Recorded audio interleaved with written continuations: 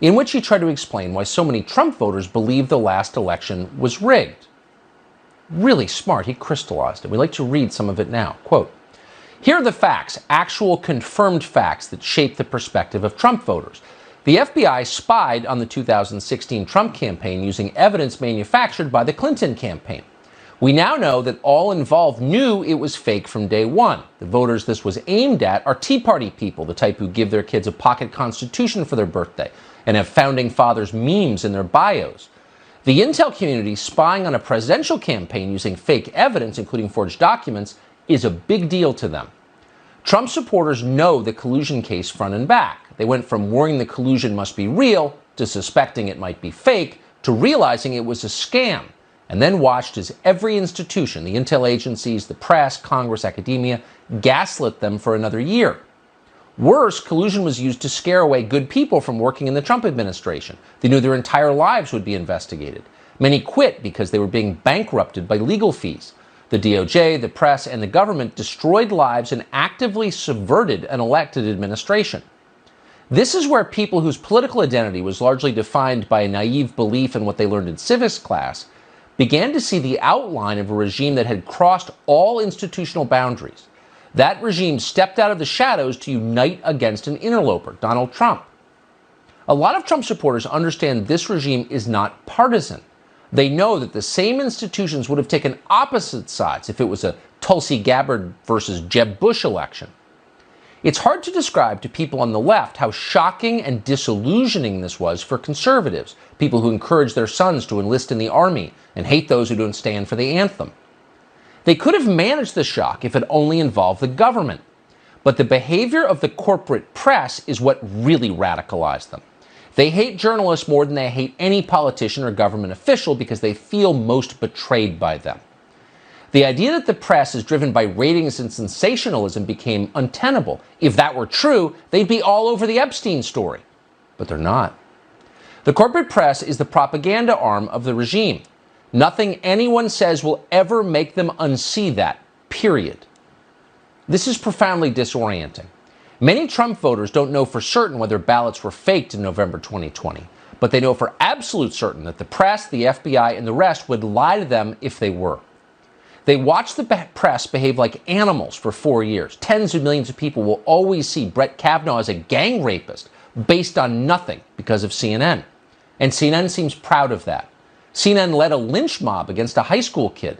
They cheered on a summer of riots.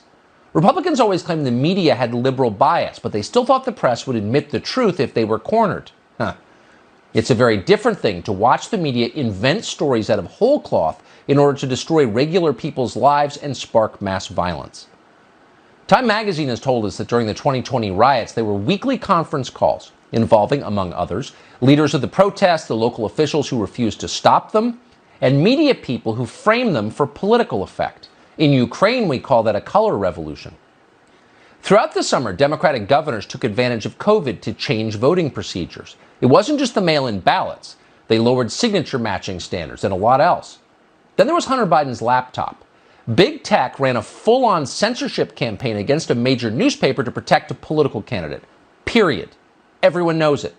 All of the tech companies now admit it was a mistake, but the election's over, so who cares? It goes without saying that if the New York Times had Don Jr.'s laptop, which is full of pictures of him smoking crack and engaging in group sex, with lots of lurid family drama, emails describing direct corruption, the New York Times would not have been banned. Think back.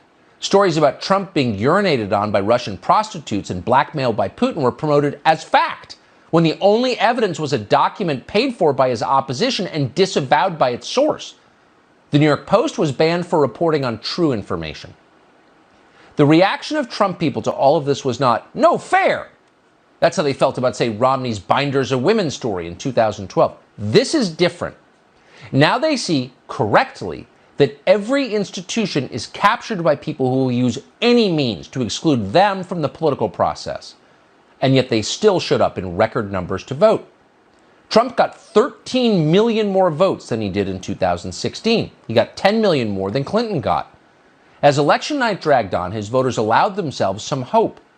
But when the 4 critical swing states, and only those states, went dark at midnight, they knew. Over the ensuing weeks, they got shuffled around by grifters and media scam artists selling them conspiracy theories. They latched on to one, then another increasingly absurd theory as they tried to put a concrete name on something very real. Media and tech did everything to make things worse. Everything about the election was strange: the changes to procedure, unprecedented mail-in voting, the delays, etc. But rather than admit that and make everything transparent, they banned discussion of it, even in direct messages. Everyone knows that, just as Don Jr.'s laptop would have been the story of the century.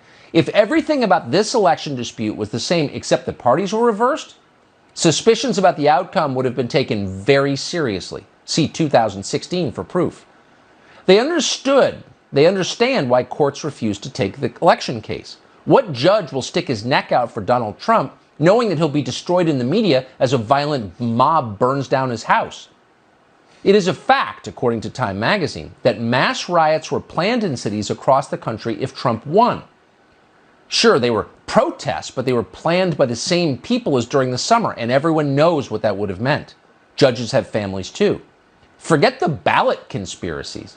It's a fact that governors used COVID to unconstitutionally alter election procedures, something the Constitution states that only legislatures can do, to help Biden make up for a massive enthusiasm gap by gaming the mail-in ballot system. They knew it was unconstitutional when they did it. It's right there in plain English in the Constitution. But they also knew the cases wouldn't see court until after election.